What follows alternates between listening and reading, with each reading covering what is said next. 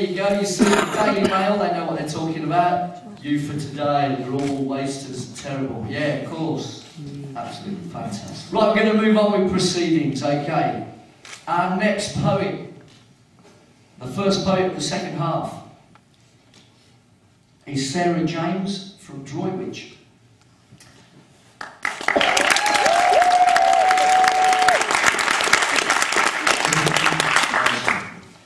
Prize-winning poet Sarah James has been a guest poet across the Midlands and read at the Troubadour in London.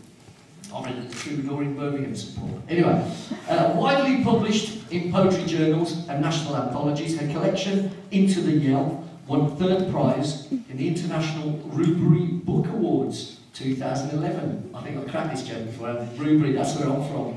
Anyway, not that Rubery. Her poetry success includes first prizes in Exmoor Society, Oxford University and Jordan's competitions. She has a permanent poem on the Polesworth Poets Trail in Warwickshire and another muralled in Parks Cafe in Droitwich. She also runs the Poetry Society's Worcestershire stanza, is secretary of Droitwich Arts Network and has been poet in residence at Worcester's Oxfam Bookshop. She organises spoken word events and is joint poetry editor on B magazine. Her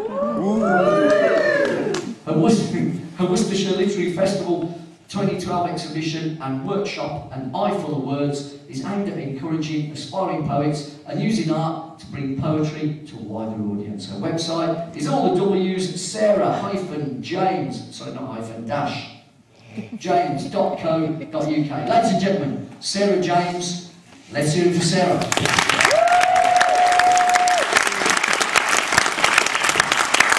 Well, I made it up here without tripping over the steps. I haven't fought with the microphone, so that's a good start. It's lovely to be here to perform alongside the other finalists, and it's such a great venue too.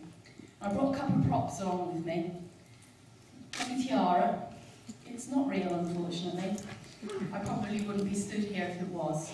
But still, you might just catch a little sparkle from the false diamonds on there. And, of all things, a pencil. Now, it's a long time since I was at school, and I can't say there's an awful lot I remember, but one thing I do remember learning was that the element carbon has two forms. One is the carbon graphite, your pencil lead, and the other is diamond. So thinking about the theme for this year's contest of diamonds, and the Queen's coronation and the Queen's Diamond Jubilee, all these facts came back to mind. As I said, no idea why they should, but they did. And I was also thinking about the fact that in today's society, not everyone necessarily supports the monarchy as an institution. But to be honest, 60 years in any job is no mean feat.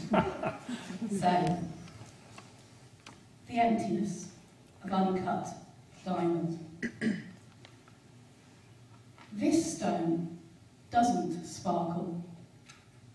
That is raw light, reflected, refracted, held in the eye. Rough squares twisted sideways, edges planed. Ring on a finger, grey trail on a page. For the country, for God, thorn crown, gold set. Weight of a nation, in jubilee, gems. A voice pledge, the signature of words heard, rod of mercy, orb, ring, royal sceptre. Diamond, or graphite, every person's role, anointed by their own actions and tones.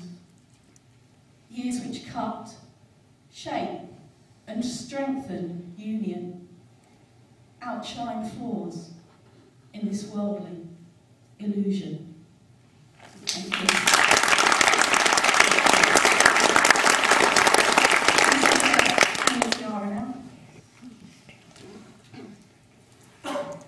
For the second poem, there wasn't a theme.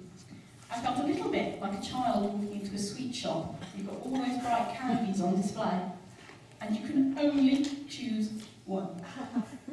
Now, I've grown up a little bit since then, so this analogy might be one that the other ladies in the audience might appreciate. It's also a bit like walking into a shoe shop and there's all those shoes in front of you, heels, sandals, slingbacks, colours. Oh, and you can only afford one pair at best.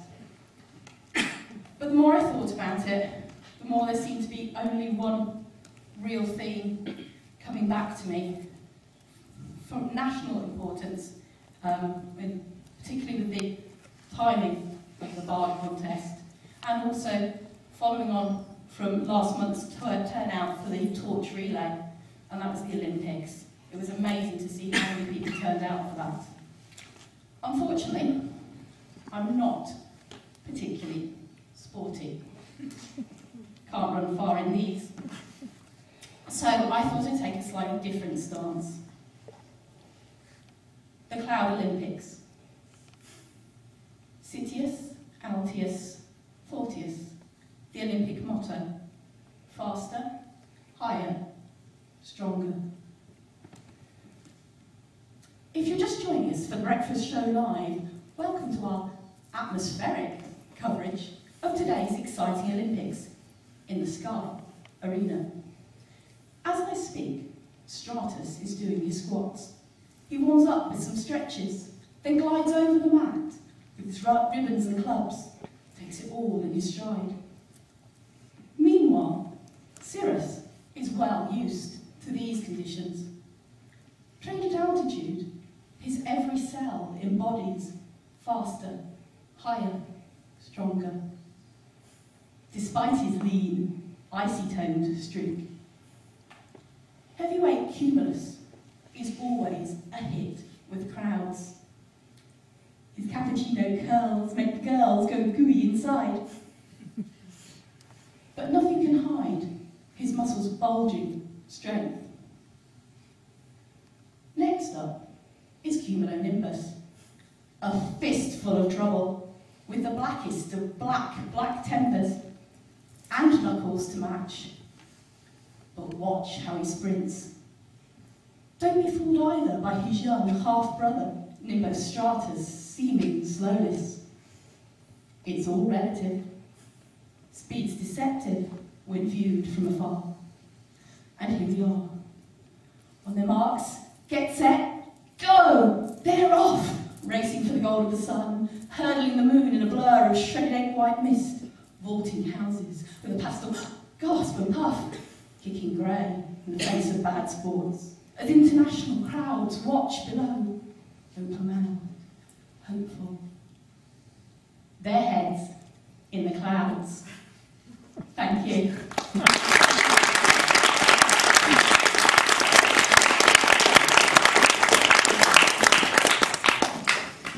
Sarah James, everyone.